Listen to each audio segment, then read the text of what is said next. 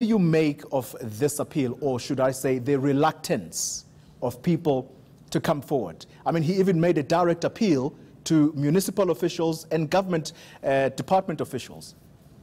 Thank you, Toli. The quality of any investigation process, whether it be a commission of inquiry of a successful prosecution of somebody charged of corruption, relies on the quality of the evidence before whichever judicial entity is considering the case. So it's very important that credible information by credible witnesses is brought to the fore. Remember, these credible revelations always add a twist to how we understand something. When the revelations by Mentor and Jonas came, it was at a time when the president was denying any culpability.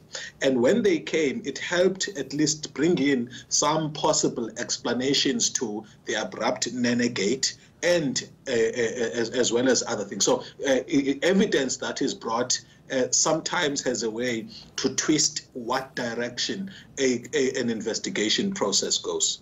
So again, I go back to that question, Mr. Mtimka, and that is that the reluctance of people to come forward who have information, is that an indicator of perhaps people being afraid to come forward and bring evidence? Remember also that there is talk now that some people are being intimidated, particularly the ones that are meant to be giving evidence to this commission. I think there would be a number of factors. There are people who may have information but are themselves in the wrong. And sometimes what the law has done to help those people is to sometimes, for example, grant some immunity of sorts. So I don't know what instruments the commission would consider. And I mean, this would be done in a prosecution where a key witness would be asked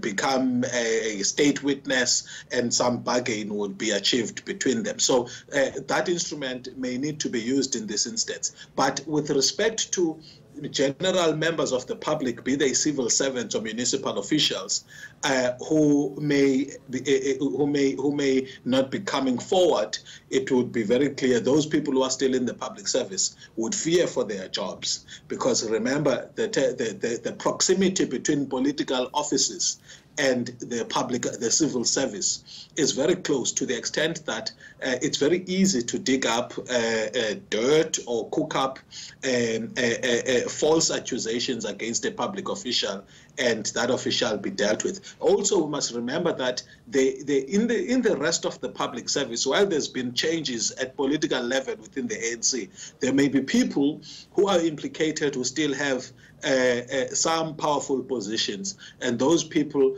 will still be a threat to those that want to that have evidence that they can bring, but fear for their lives.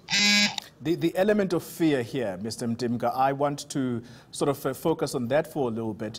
Do you think that there should be mechanisms that this commission is helped with? I mean, already the commission chair is talking about the reluctance by some departments to assist the work of this commission.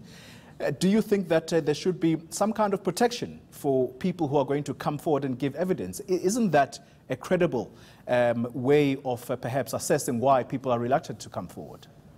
In fact, when one of the key things I thought would be a key success factor of this case would be security, not only of the witnesses or prospective witnesses, but also of people that are working directly in going through the piles of information that would have been provided to the commission. So indeed there will be fear, but what the commission can do to assure people of their safety will be but one part of the puzzle from a security point of view. You almost need the reassurance at across the levels, including the policing, law enforcement for people. Because remember, sometimes a witness has got to reach a certain profile in order for a commission to deploy resources to security. Whereas initially some witnesses would not have a particular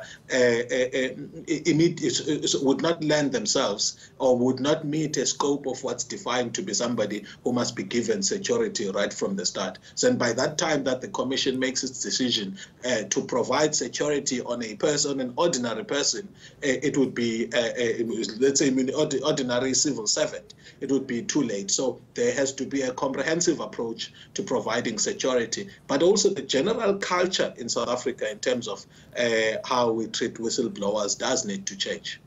Just as a final question to you, Mr. Mtimka, I want to stay with the security-related matters, but a different context now, and that is that the chair of the commission, Raymond Zondo, saying that they are not happy with the security clearance of their officials in order to conduct their work. And the blame here falls squarely on the Department of State Security Agency, that the commission chair even had to write to the president, who then responded saying that indeed there is an acknowledgement that not much has been done by this department to assist the officials of the Commission of Inquiry.